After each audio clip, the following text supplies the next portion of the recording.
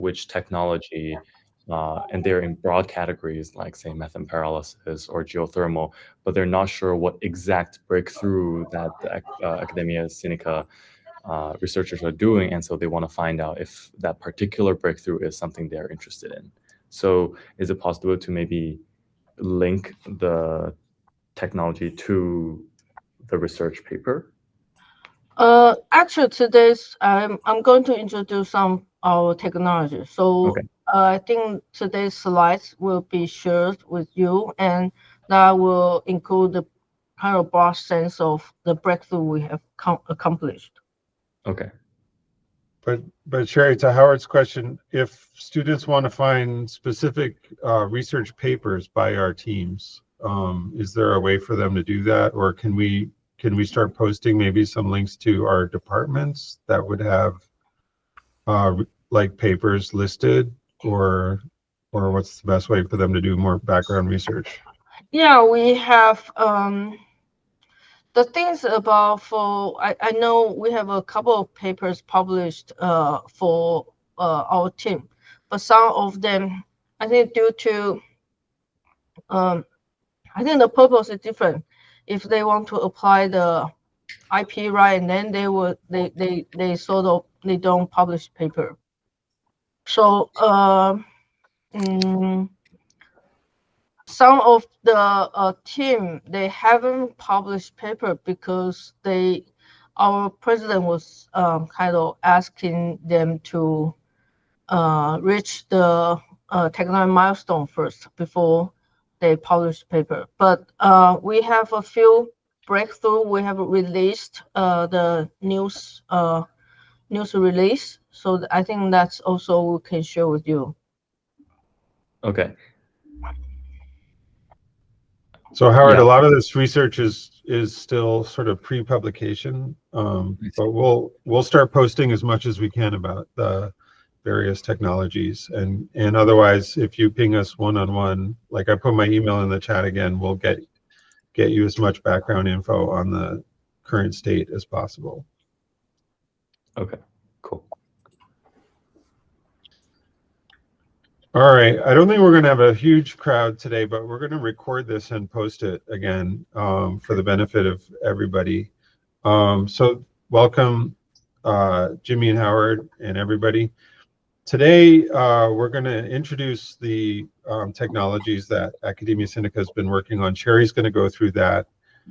And then I also have an update clarifying the IP rights and moral rights, which was a question that came up last time. So with that, let's allow Naomi to join in. Hi, Naomi. Hi, so sorry. I am joining on the move, but good to see everyone. Welcome, Naomi. No problem. And today we're going to go through an intro to the technologies. This will be recorded so you guys can share it, and then we'll do some Q&A at the end.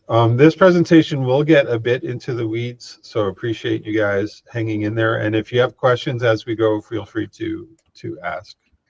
All right, Sherry, take it away. Okay. Let me see. Sure.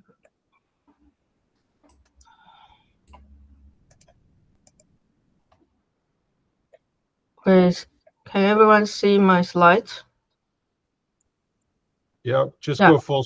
Yeah, looks great. Okay.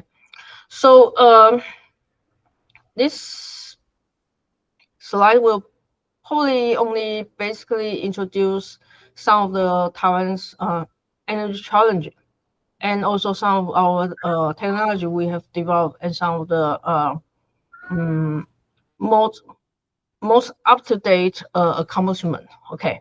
So as you might know or might not know, Taiwan's greenhouse gas emission in 2023 is 279 million tons carbon dioxide equivalent, which is probably 0.6% worldwide. So it's not that much. I mean, regarding the how much Taiwan's emission compared to USA or compared to China. But if we want to reach the net zero challenge, that's we still need to try to minimize this number to almost to zero, right? So when we look into the emission source of the greenhouse gas emission of Taiwan, we realize the green part, like 91% of the emissions come from the energy sector, and the majority will be the electricity. So electricity, we use a lot of energy to generate electricity to supply to industry, manufacture, and the commercial area and housing, etc.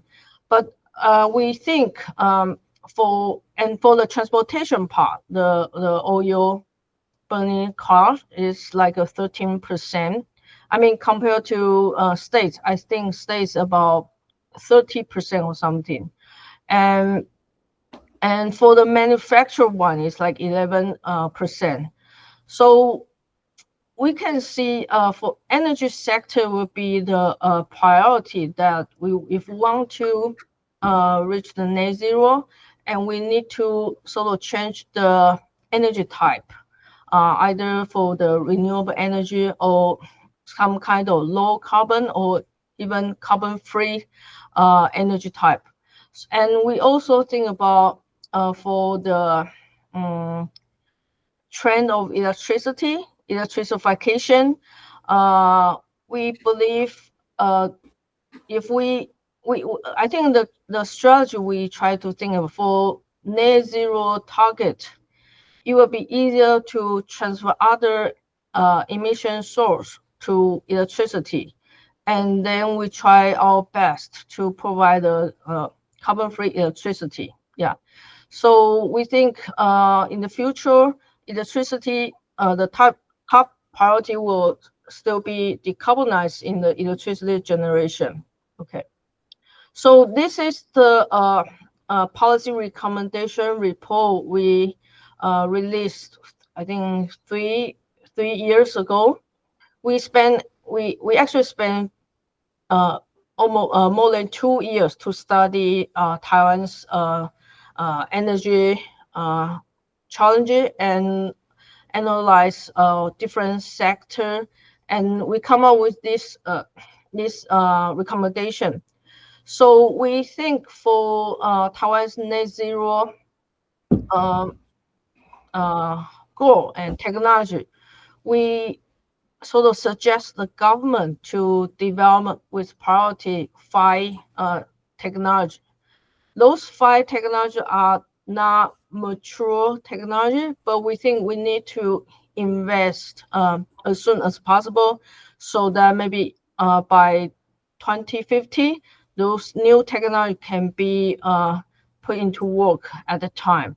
So 5 technology will be methane pyrolysis to clean power, deep geothermal energy, marine energy, especially for crucial current, high efficiency tandem solar cell, and biomass carbon sink. That's to increasing the carbon sink.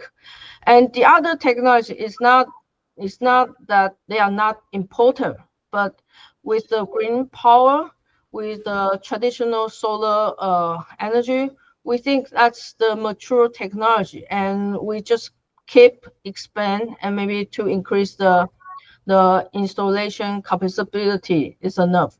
But for the technology investment, we advise those 5 technology area, and also that's how the Academia Sinica begin to develop those 5 major technology area in 5 major top priority projects.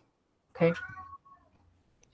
And Sherry, I just want to add, we're going to post today, we're going to post the white paper that we published 3 years ago that shows the background analysis that led to these recommendations. And then that white paper also goes into a lot of detail on how those technologies work. So Howard, that will also be a good background paper for you guys to get up to speed on where we're coming from. Okay. So the first one, it will be the methane pyrolysis to clean power. So this technological methane pyrolysis, or we some of them call methane cracking. So basically, we crack methane directly to hydrogen and solid carbon. For the hydrogen part, we think we can use it to generate electricity with the, if in the future the 100% hydrogen turbine, the gas turbine is mature, then it can directly go to become the electricity. For the solid carbon, we think there might be some other pathway to develop a new material with this carbon material. So I think in 2023, around 2 years ago, we collaborate with Thai Power in this project, and we successfully to demonstrate our concept. So we developed a mini micro methane pyrolysis reactor. We connect with the micro gas turbine. That's 55 kilowatt gas turbine with 10% hydrogen blend generation. And so this is kind of proof of concept to crack the methane. That's also the natural gas direct to hydrogen, and hydrogen can go through the gas turbine to blend and to blend into, and then with the syngas and to generate electricity. So the carbon footprint of the electricity will be reduced. It will depend on the percentage of the hydrogen blend, and also it will depend on the mature technology of the hydrogen turbine. Yeah. Okay. Okay. So this is some of the technology we have tried. So there are a different way to crack methane. With a plasma torch, thermal microwave, or some of the method involve catalyst. So as you can see, the challenge will be to break or to crack the methane and collect the carbon. So the image in the right side will be a very quick how the carbon, the black carbon, will separate from the natural gas. Okay, and this is some of the comparison of the hydrogen production method, and I think that's also the reason why we choose this technology. I think there are three method to produce hydrogen. One is the electrolysis. One is pyrolysis. Another one is steam methane reforming. Yeah, but as you can see, they use different source material. One is water, and the other two is the methane. And it's actually, for the methane pyrolysis, it takes less energy to crack the carbon hydrogen bond, but for the hydrogen and ozone oxygen bond, it takes more energy to crack. And so you can see the energy input and for the energy output will be the same, right? If we use hydrogen as a power, but with the methane pyrolysis, we can see we have the maximum energy gain, energy net energy gains. Okay, for you might think for the steam methane reforming, it's not that bad, right? But I think the problem will be for steam methane reforming is still produce carbon dioxide. So for the SMR technology, then it's kind of you solve nothing unless you want to apply the carbon capture and storage method. And so we select methane pyrolysis is the key technology we want to develop. Yeah. So you can see the net clean energy profit will be, we think it's 6.5 times. Okay. So with that, this is kind of concept diagram. Now, if we put input 1 kilowatt an hour of electricity, and we can produce approximately 3 kilowatt hour electricity, then we go to with the circle. Then it's kind of, it can amplify the energy. Yeah. For the carbon wise, it also can bring the profit. With the material, we can develop add value material like conductor, electrode, carbon black, or for a little lower value material will be construction material, backup fuel, then reclamation.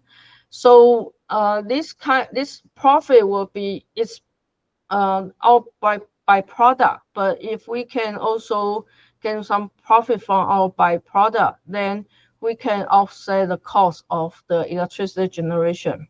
Sherry, if I can just chime in on that slide for a second on the last one. So this could be an interesting angle for students to look at. So if we scale up this methane pyrolysis electricity generation, it's going to produce a huge amount of electricity and displace a lot of natural gas. But at the same time, it's going to dump out a huge amount of like powdered carbon.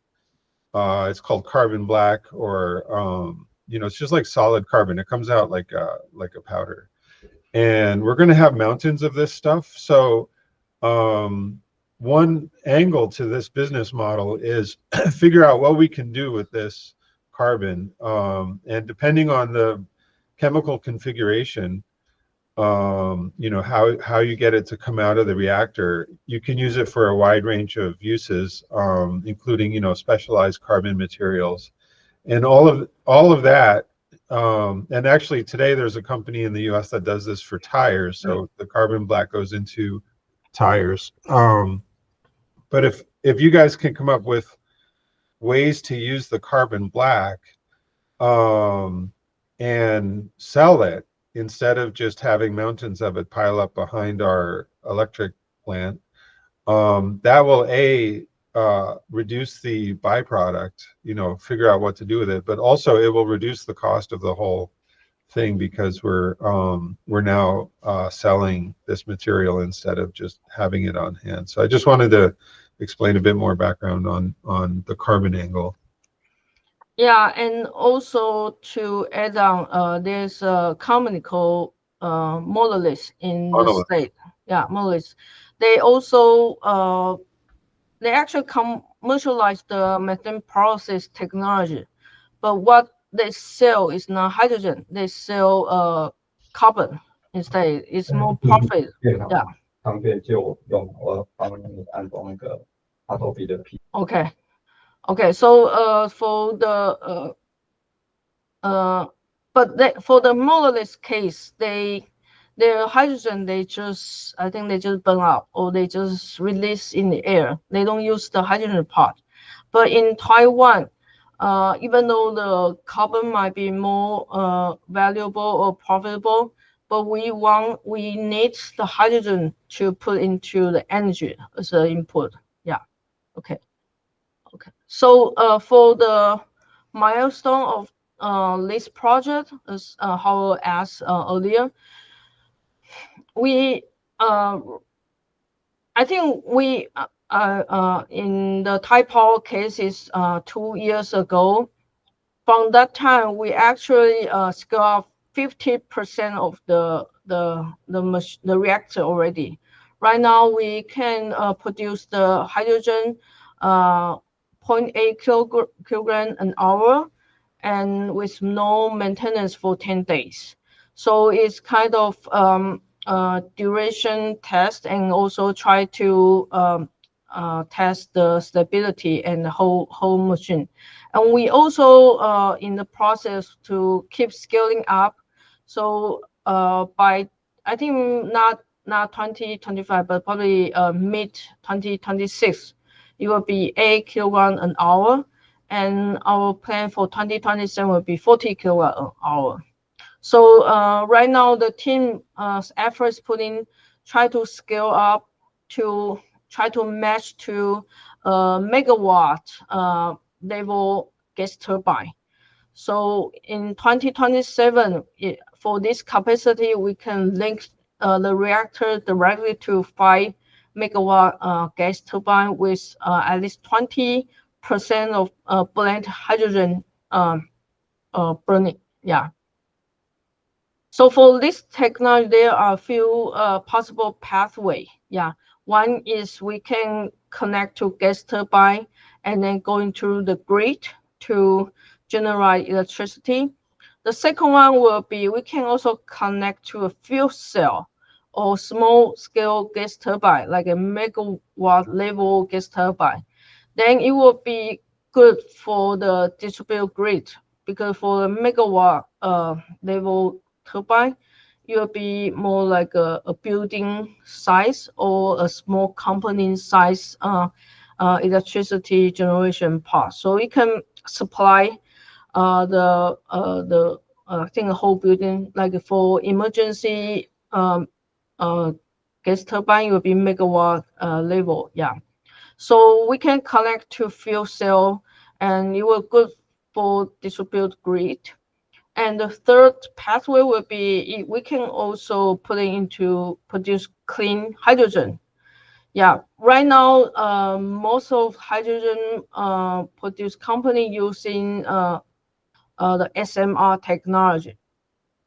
But if they want to decarbonize the carbon, they want to reduce the carbon footprint of the hydrogen. The methane pyrolysis technology also will be a good pathway. Yeah, the last pathway will be produce carbon and with the commercial value. Yeah. Okay, so the second technology area will be the geothermal area, and this is geothermal potential in Taiwan. We believe in Taiwan it will be like 32 to 35 gigawatts capacity in Taiwan with about depth of 3 kilometers. By 2050, we estimate the reachable capacity will be 8 gigawatt. That's a lot already. Yeah. So the most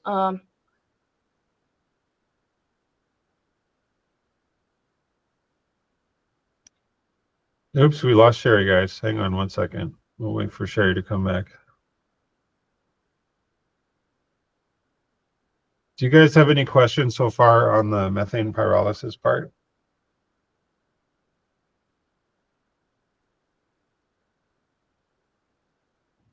Pretty clear. Okay.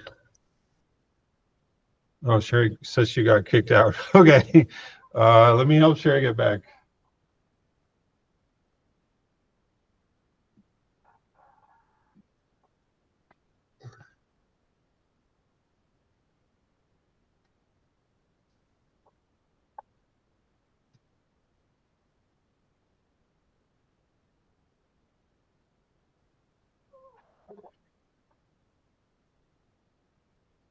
Stand by.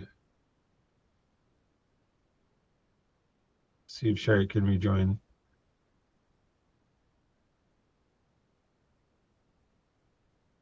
All right, she's rejoining.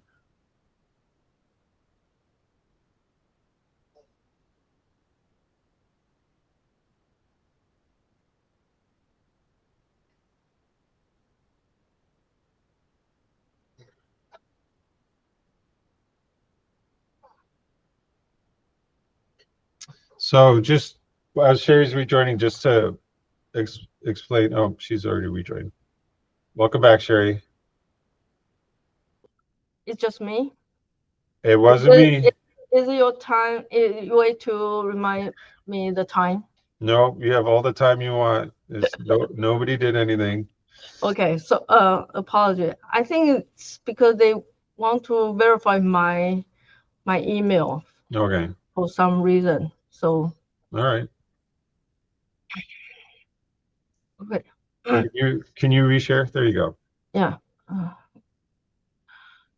So on geothermal, Sherry, I just want to point out the capacity, 32 to 35 gigawatts, is roughly what Taiwan is using today. So this would make a big dent. Even if we only get to 8 gigawatts, that would be a huge amount of stable baseload power for an island like Taiwan. Okay, so the priority or the most pressing challenge will be try to explore the heat path and reservoir, try to find the heat source. So and to develop in the future the enhanced or advanced geothermal system. Yeah. So as you can see, this is we call fire of rain. That's from the I think from the Pacific Ocean area. This is the geothermal installed capacity of 10 countries. Yeah, USA, I think they might out of date, but it's like 3.7 gigawatts geothermal. Philippines, almost 2 gigawatt. Japan, 0.5 gigawatt. Indonesia, 2.2 or 3 gigawatt. New Zealand, 1 gigawatt. In Taiwan, it's 7 megawatt.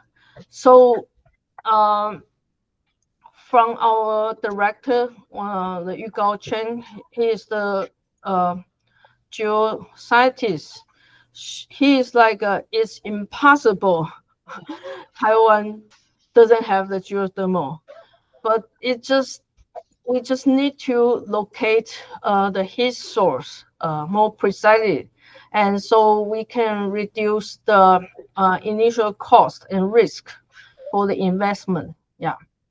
So for the geothermal potential in Taiwan, there are a few high potential area. One is Datun volcano, is near Taipei City. Another one is Yilan Plain, is extensional type. And one is from Hualien, Taidong Valley part. Another one is Southwest Foothill. And our team first target Yilan Plain because, as you might know, it's more flat. The area is more flat, and it's more easily to accessible. Yeah. So we use a few key technology like a magnetometric MT technology try to find heat and fluid distribution and geological exploration, seismic tomographic, and the seismic profiling. That's also covered with the CPC is in China Petroleum Company right now. Yeah, but right now they direct call them CPC. And for the drilling part will be operated by CPC. Yeah. So a few, I think, around a year ago, we began to drill in Yilan near Yuanshan County. So the target depth will be 4 kilometer depth. So we use our technology and then allocate. We think this area will be a high potential geothermal source with either shallow geothermal or deep reservoir around like 3 to 5 kilometer. And in the end of 2025, we finished drilling and finished the analysis. So the results showed very promising. I think before above the depth of 3 kilometer, it sounds like it's not that hot because the geothermal gradient is 45 degrees Celsius per kilometer. But once we go from the, I think 3,500 meters, it go doubling like 90 degrees kilometer. In the end, even though in the bottom of like almost 4,000. It's like 150 degrees Celsius. It looks like it's not that hot, but from the geothermal gradient data, we realize it's actually near or very near the heat source. Yeah. So we that's why I think in December we released the press release say, okay, we think there's a very high potential heat source near here. Yeah. So similar method we also used in the Datun volcano part. This is the seismic profiling, and this is the empty result to see the water and heat distribution. And we find out in Datun volcano, it's probably obviously because volcano can be hot, but we realize maybe in Datun volcano within 1 kilometer in very shallow area, the temperature can reach 250 degrees Celsius. And around 2 kilometer, it can be 375 degrees Celsius. So, okay. So the conclusion would be we think Iran with our exploration technology, we are confident that we can sort of locate the heat source from 2 cases. For Datun volcano site, we may begin to drill this year. Yeah. So is it possible to develop business to help locate the heat source more precisely? I think that's our technology try to figure out. Yeah. Because for the drilling part, for the geothermal industry, it's more heavily, it will require more money to begin the drilling part. But for the exploration or try to find the heat source, it's more service-oriented business. Yeah. Yeah, so maybe Sherry, I can just add a little bit more around that. So Yeah. this is an area that Stanford and the US have become a leader in, ironically, because of the developments in the natural gas industry with hydraulic fracturing. So a Stanford spin-off called Fervo has set up sites right near a US DOE research station in Utah called Forge, and they are basically changing the game when it comes to finding geothermal resources. And the whole idea is to find hot water or hot rocks, 2 or 3 kilometers down or 4, and then pump down water and then pipe up steam and use that steam to turn a turbine. The problem in Taiwan is that land use is very restricted, so we don't have the latitude to just drill 100 test wells everywhere and see where is that hot water down there. So we need to use all these different types of sensors, magnetotelluric, fiber optic sensors, geological surveys, to try to pinpoint where are the hot resources underground, and so that we minimize the amount of drilling. Drilling is very expensive and it requires land use access, which again in Taiwan is a lot harder than in Nevada or Utah. So the opportunity here for students is maybe look at business models that help us figure out how to analyze that data, how to collect that data, synthesize that data, and create more pinpointed maps so that we can focus our drilling resources very precisely. So that's sort of the background on this one.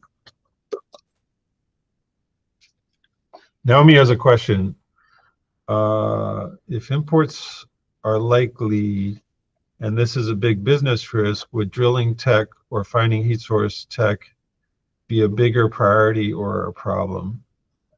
I wasn't sure, Naomi, what you mean by if imports are likely. Yeah, I was just wondering, it says on the slide, you guys mentioned that drilling technology specifically, like, Oh, right. because Taiwan doesn't have a lot of oil drilling, so Right. the technology would probably be imported. And does Taiwan currently import a lot of these hardware technologies? Would this be a energy security risk? And if so, like I feel like that might be a really big issue for the business model. Yeah, I think for Taiwan, the only company we have some local geothermal company, yeah, but with those local geothermal company and also CPC, those drilling capacity are still insufficient. So right now, the Thai Power and CPC, both of them are looking for uh, uh, the overseas drilling or geothermal company to help, but there are some challenges still need to overcome. Like when a drilling team, let's say from Iceland or from New Zealand or from Japan, wants to come to Taiwan to drill. For those single team, the I think it's about the economic scale. If they spend if they locate if they sort of move in their equipment to Taiwan and only drill 1 or 3 wells, it's probably cost a lot. But if we can tell them, okay, you can, with those equipment or capacity, if you can drill 10 or 20 wells, and for them there will be they will reduce the cost and most sort of make them more profitable. But the problem will be they need to schedule those well more with plan schedule, and to obtain the permit to drill in different area might take time. So I think the government, the Taiwanese government, is thinking they need some help from overseas drilling or geothermal company.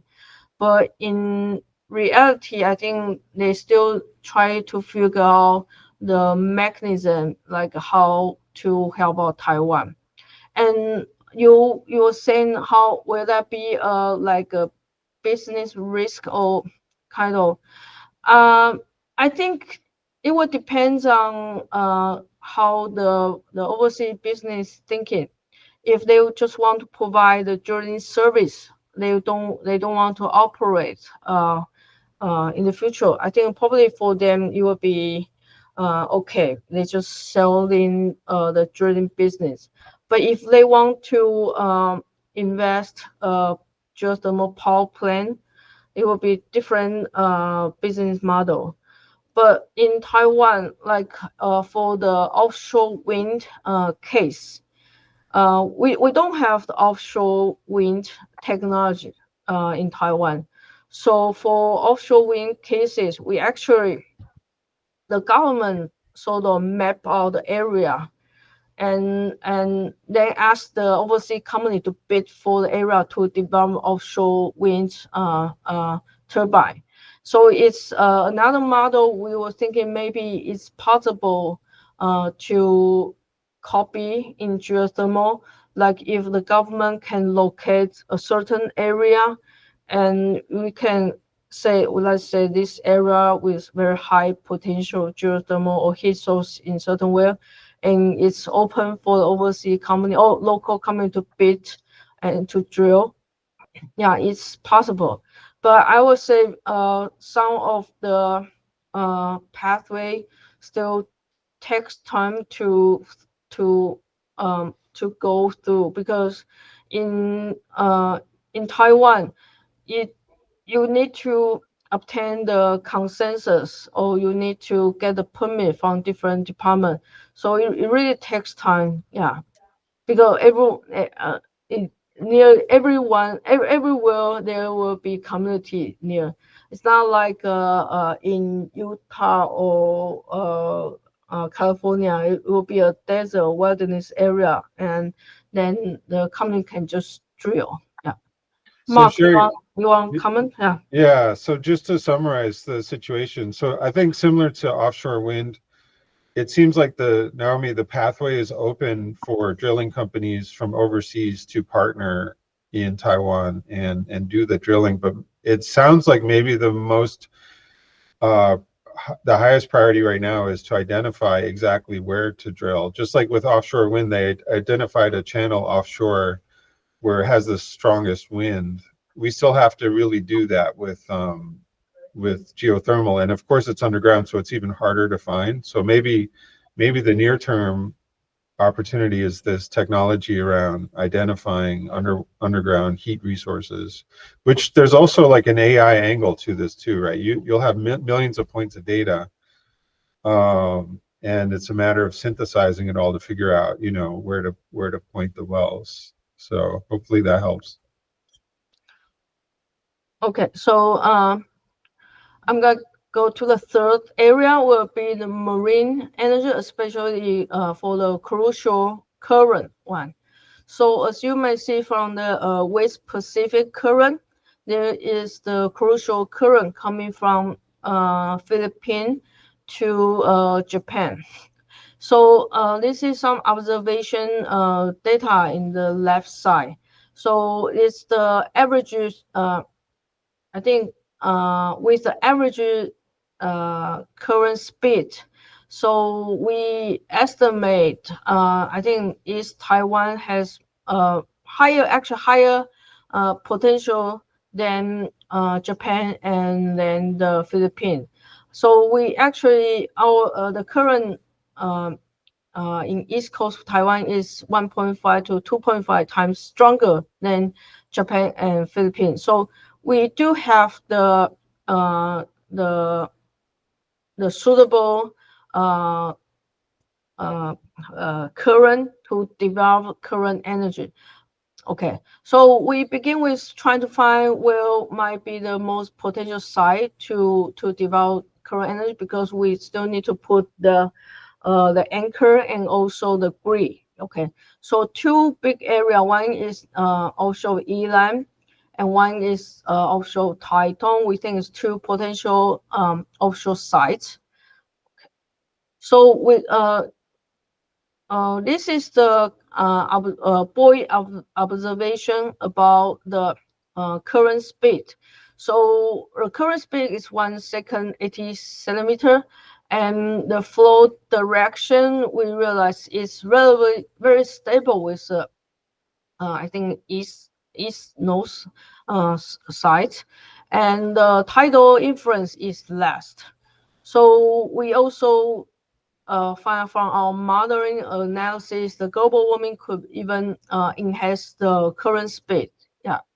So this is the huge machine we built for now. So it's actually but it's 100 kilowatt turbine. That's a 50 kilowatt generator, and that's two of them. Okay. So it's about 30 meters wide. Yeah. It's very huge compared the size.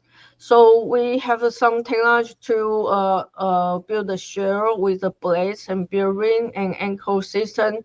Also, we already put into water, and with the boat to drag the electricity, and all of the blade and generator works. Yeah. Okay. So this is the concept in the future. We hope if one day we can have a generator array like offshore wind. In single offshore wind turbine is not enough. If we can build an array, there might be a crucial current power plant in the future.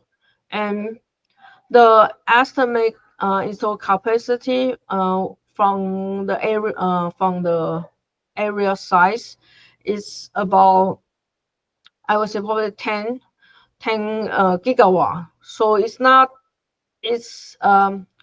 sizable, but if we can only develop, 20% of it or 30% of it, that's 3 gigawatts. That's a lot already. Yeah. So the fourth technology will be the high efficient solar energy.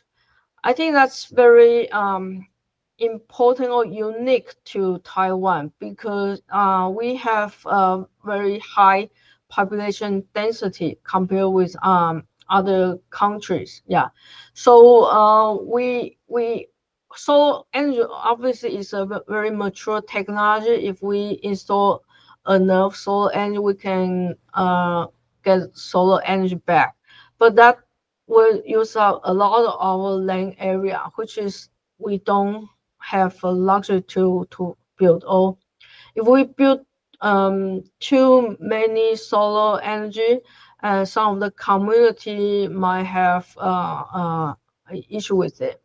So this is some of the idea is that if we can just increase the conversion rate to like I said by 50%, then we can use the same less land area to generate more electricity.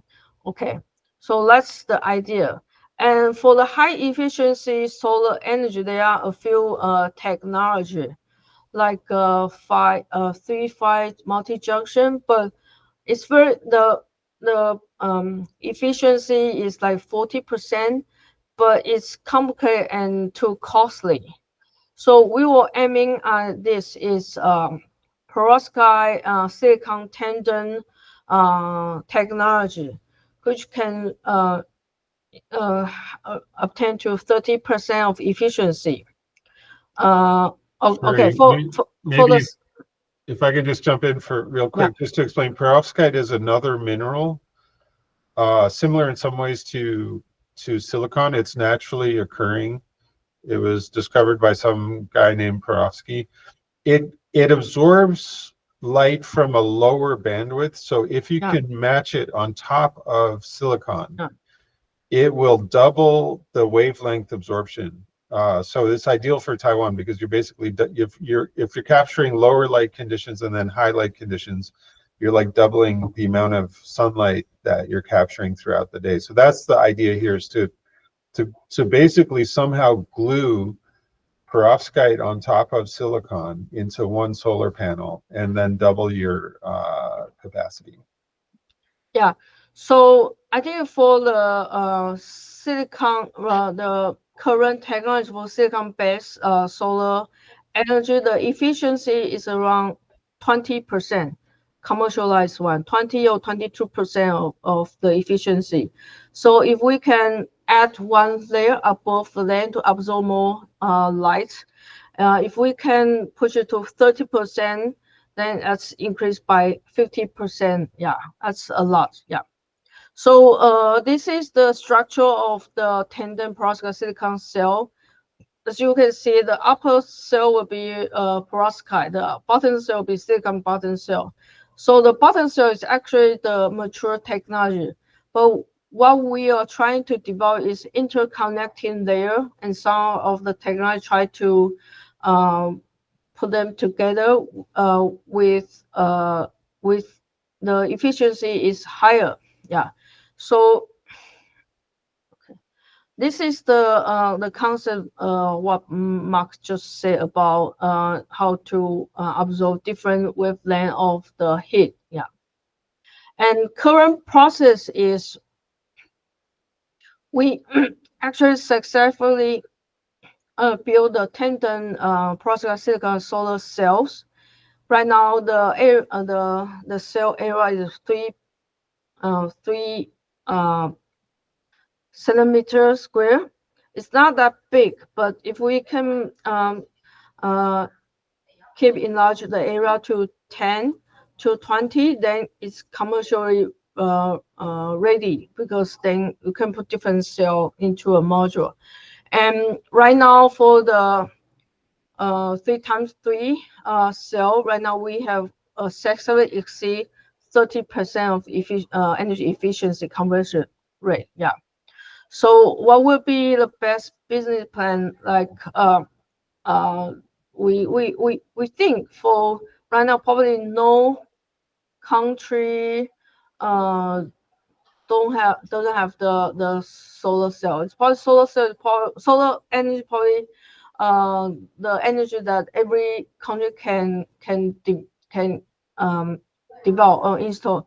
But if we can sort of increase the efficiency, that will help a lot of countries that is more land restrict.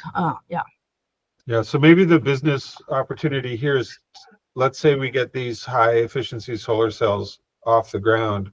What is the best configuration to get them out into the field? We don't have land to build giant solar farms like we have in the States. So given the high population density and building density of Taiwan, like maybe look at how would we deploy these solar cells in an urban environment like Taiwan? Yeah. Okay. So the fifth area will be the biomass carbon sink one. So we grow Napier grass, which is the grass we feed to cow. Okay. So if I think this idea, if we can sort of formalize it, there are a few pathways to develop. One is you can create biofuel to sustainable aviation fuel, and one is to anaerobic digestion to create biomethane and then create electricity. And we can also do the pyrolysis to have hydrogen, or we call it biocarbon. Then perhaps we can store it in the land area, and it was sort of store the carbon in land. Yeah. So the Napier grasses or the Penicillin purpureum, blah blah. Okay, so it's actually a high carbon dioxide fixation plant. I mean, compare with bamboo or corn. Yeah, and you might ask, then why not choose bamboo? Because once you grow bamboo, it's similar to a tree or wood. The land probably you would convert the land to the forest bamboo tree. Yeah, but for the Napier grasses, it still retain as an agricultural purpose.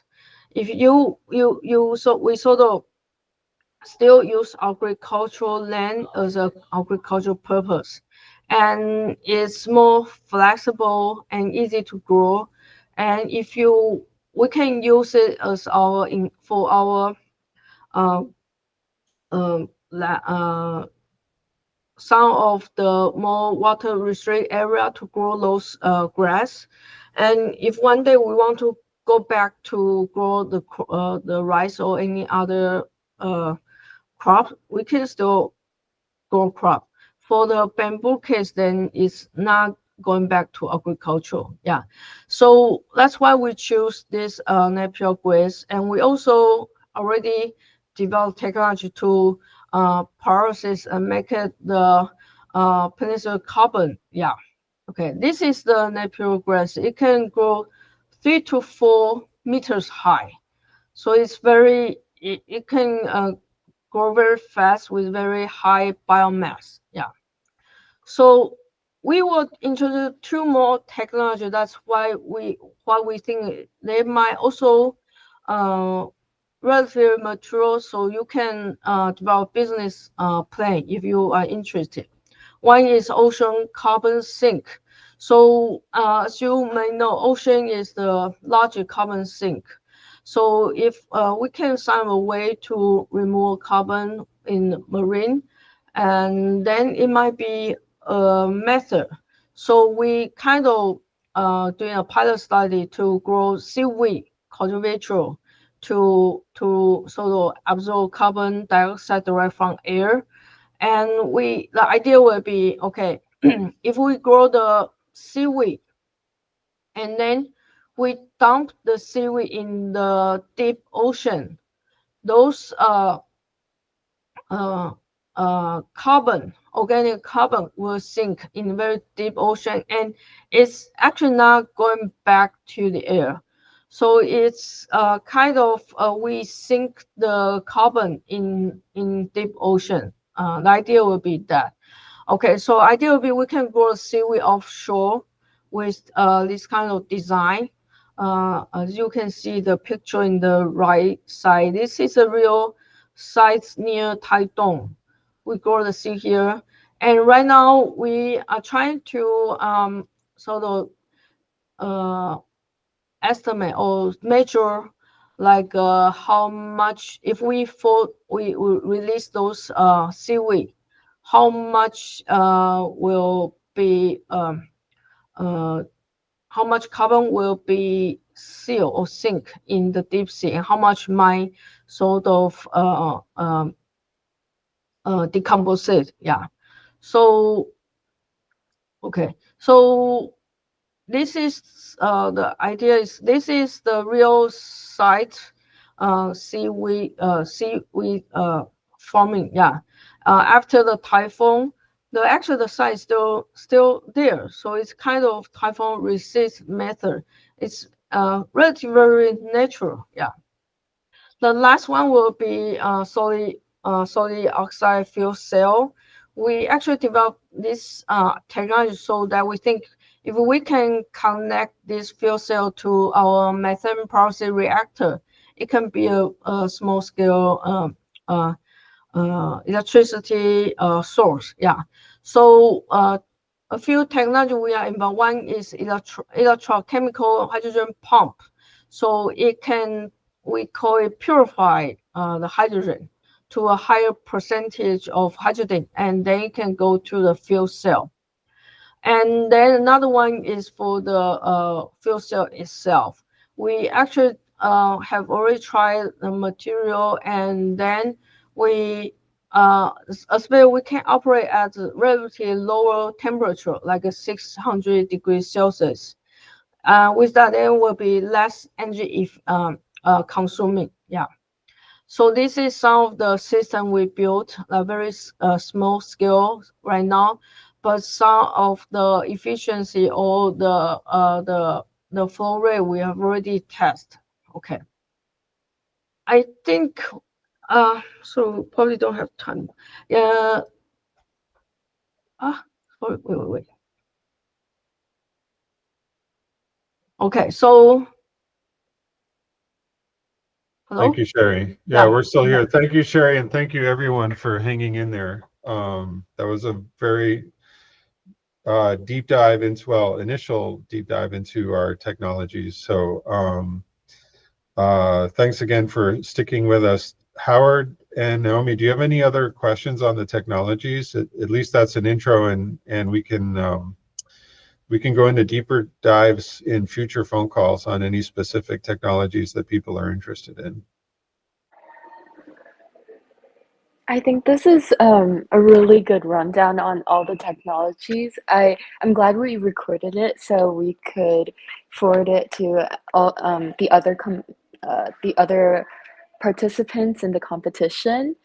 And I believe we would love to get in touch with some of your researchers for more in-depth dives, but happy to just shoot you an email about that. Okay, great. So my email is in the chat, and also we will start posting more detailed information about all the technologies to the competition website at the same time. Okay, great. I just had, again, thanks for hanging in there. I just had one other update from my side, which was to answer the question about IP rights. Let me just go over that real quick. I'm just going to share my screen real quick. Give me 1 sec.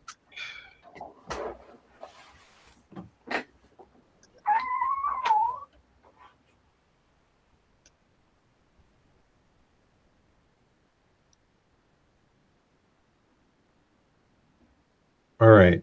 Can you guys see this? Yes. Okay, great. So the question came up, like, how are we going to treat IP rights? And so our suggestion is that we'll break it up into moral rights versus IP rights. Moral rights is basically protecting students' contribution and their reputations and integrity. The obligation is on Academia Sinica to make sure that their contribution is recognized and that that the students' integrity is protected at all times. On the IP rights, our suggestion is Academia Sinica will retain the intellectual property rights as it relates to the specific technologies.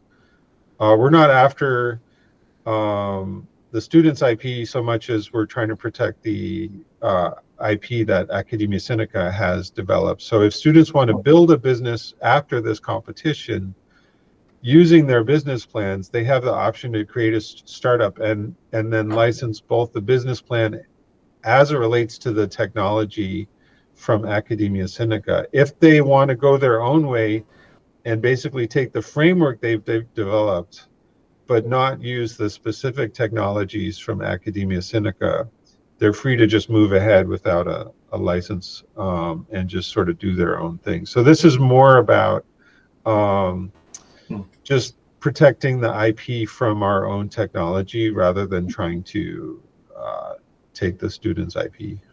Does that help you guys? Yeah, thank you, Mark. This is very helpful. Yeah, it's very clear. Okay, great. Okay, wonderful. I have another logistics question. Sure. So I noticed on the registration, it says that non-Taiwanese citizens are taxed at 20% and Taiwanese citizens are taxed at 10%. Like, how does this apply to a team, for example, that we have some Taiwanese, but maybe Americans? Oh, it will be by person. So if you're Taiwanese, you'll pay the Taiwanese rate, and if you're American, you pay the American, like this is what I pay as a foreigner, the foreigner tax rate. So it's person by person, not team by team, unfortunately. Yeah, but I think that's a good question because we don't think about it. So that's I think it will based on we assume if for a team of 4, the award or the money will be divided by 4 equally.